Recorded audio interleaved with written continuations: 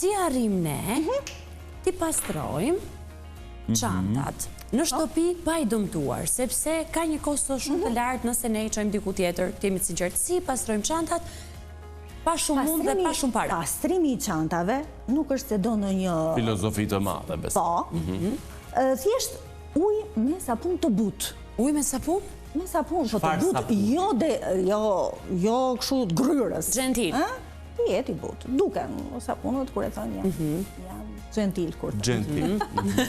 Pra, por jo që të zhyten në ujë.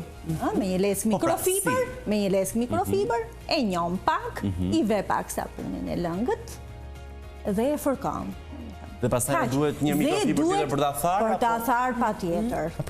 Tona duhen të Se s'mund t'i lëm me lagështin që unë kam një 15 çanta çunash, por kanë kosto për t'i pastruar sepse detyrojmë gjithmonë t'i çojnë në pastrim kimik. Çfarë duhet të bëjnë në këto raste? Jo, në pastrim kimik, në fakt, unë për mendimin tim nuk rekomandohet sepse varet çfarë lloj solucionesh i vend çantave. Ka disa solucionet posaçëm për çantat e lëkurës. I sugjeron?